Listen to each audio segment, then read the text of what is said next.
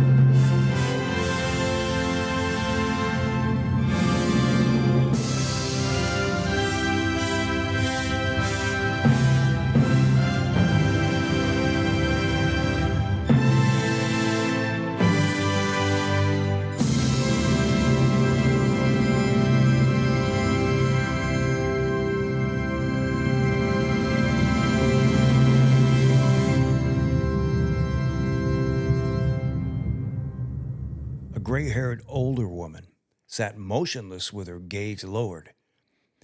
In the late stages of dementia, she no longer spoke to others or made eye contact. When Akayo Yonatani started playing the violin, the woman slowly lifted her head. Her mouth moved and her eyes brightened as if she heard my music and was trying to follow it, recounted Miss Yonatani, a concert artist and professor of violin and viola at the University of Central Florida, and that's the School of Performing Arts. And those who spent time with the older woman were astonished. They had never seen her react like this before, she said.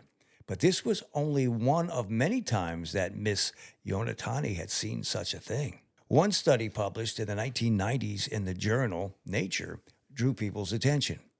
3 groups of participants were instructed to either sit in silence, listen to a relaxation tape, or listen to Mozart's Sonata for 2 pianos in D major, that's K448.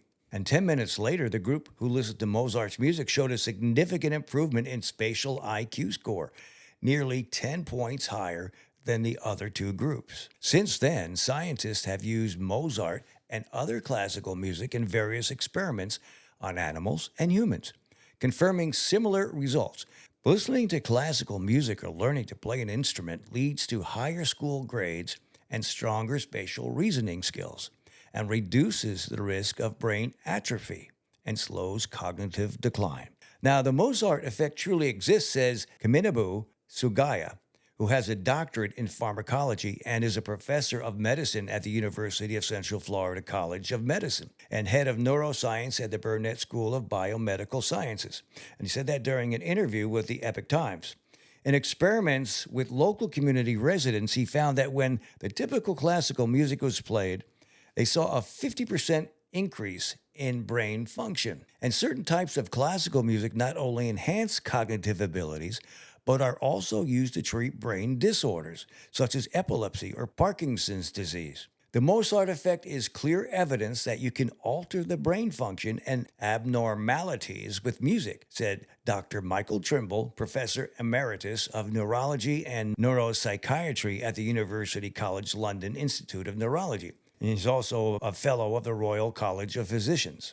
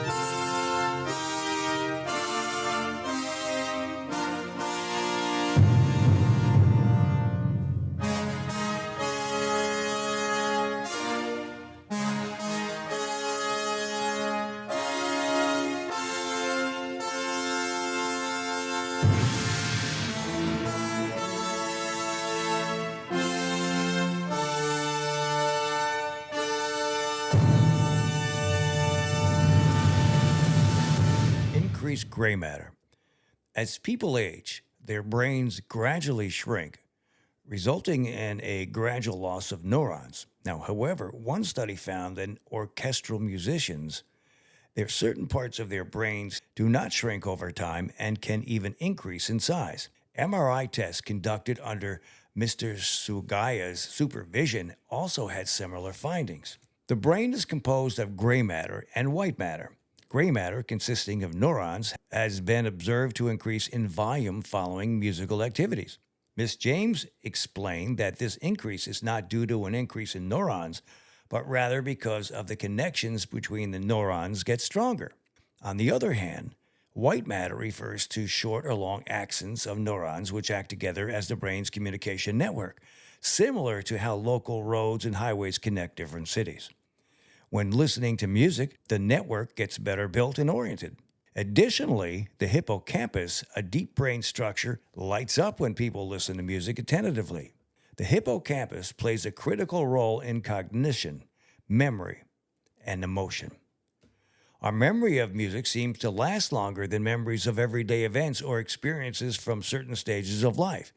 Now, this phenomenon explains why some older individuals can effortlessly recall and sing songs or melodies they enjoyed in their youth. The hippocampus also helps people understand music. If this part of the brain is not engaged, one will not comprehend what they hear, like listening to a different language.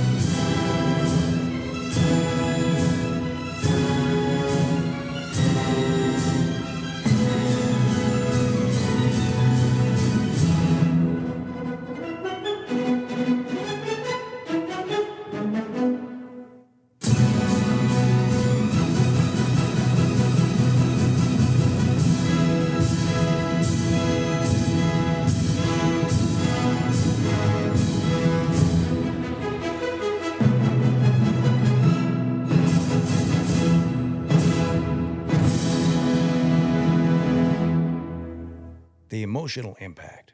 International surveys found that over 80% of us cry to music, but only 18% and 25% tear up when viewing sculptures and paintings, respectively. Music moves us, says Dr. Trimble. Classical music is closely linked to emotion. And Dr. Trimble believes that the actual response that we have to music is almost transcendental. Classical music can be more effective than other music for reducing stress and anxiety, as it typically includes moments of relaxation and calmness. Every piece contains slow sections that help you relax, said Ms. James. In certain therapeutic settings, such as hospitals, especially in intensive care units, the works of Mozart, Bach, and some Italian classical composers are often preferred for their superior stress-relieving and pain-reducing effects. Now, contrary to classical music's anxiety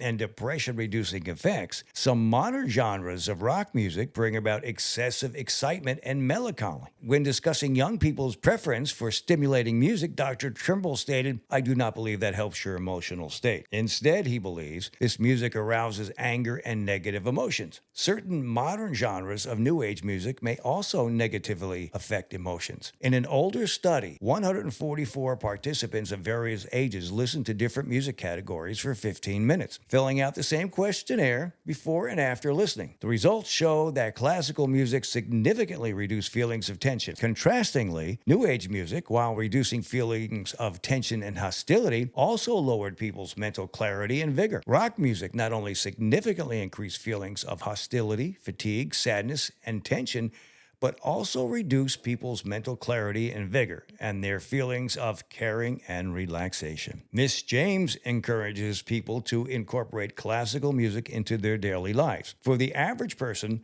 classical music is not esoteric or difficult to understand. Many classical pieces are actually quite accessible. Someone who's never had music lessons can still appreciate music very much, she said. Notably, both Ms. Yanatani and Miss James spoke of the tremendous charm of live concerts. "Nothing compares to a live concert," Miss James emphasized, stating that the best way to appreciate classical music is at a concert. People can focus without distractions, immersing themselves in the music and the musician's vivid performance, thereby receiving the highest experience, pleasure, and stimulation.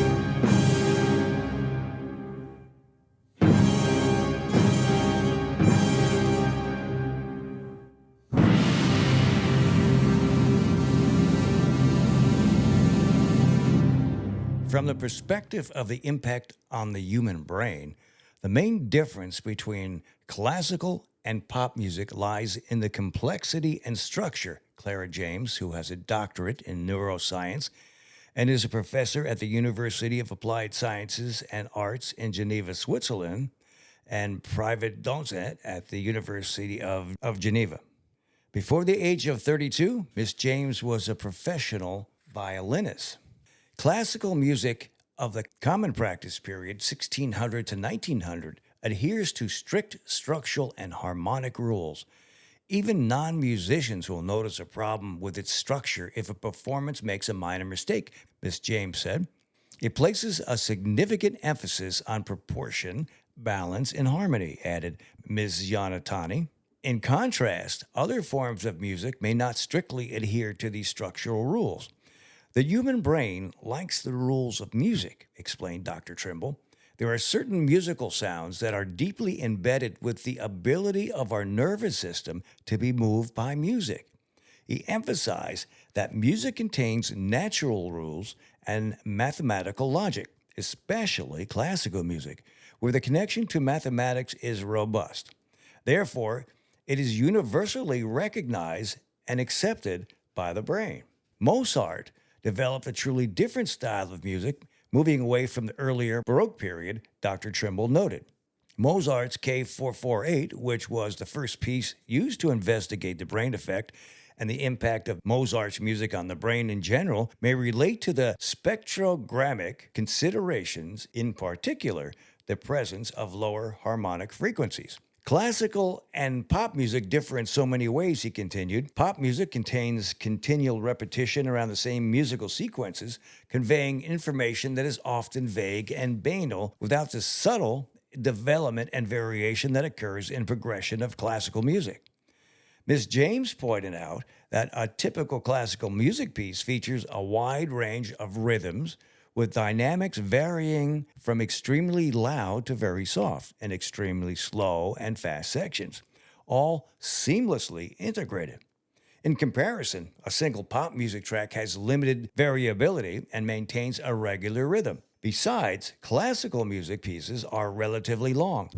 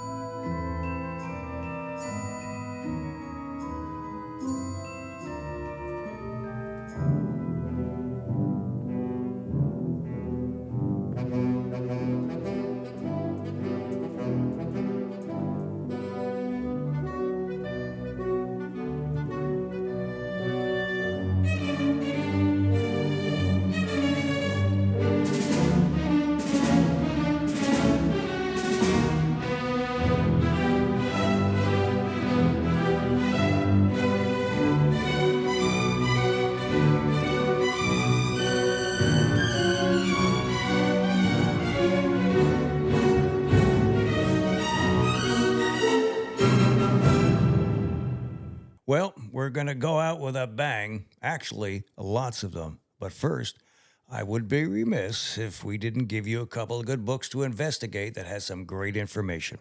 The first is Thoughtful Dementia Care, Understanding the Dementia Experience by Jennifer Gent Fuller, where she explains loss of different types of memory and other thinking processes and describes how that affects someone's daily life and their understanding of the world around them. And the second one, Activities to Do with Your Parent Who Has Alzheimer's Dementia by Judith A. Levy, EDM, OTR. The activities in this book help maintain your older adult self-care skills, mobility, and socialization. The tasks encourage success, boost self-esteem, and give you different opportunities to interact with your older adult. And we hope that if you know someone who has a family member or friends who are dealing with a loved one who has Alzheimer's or any type of dementia, that you would let them know about this podcast. Oh, and I did want to mention that if you really want to watch an interesting video about Alzheimer's and music, that you check out Alive Inside, How the Magic of Music Proves Therapeutic for Patients with Alzheimer's and Dementia.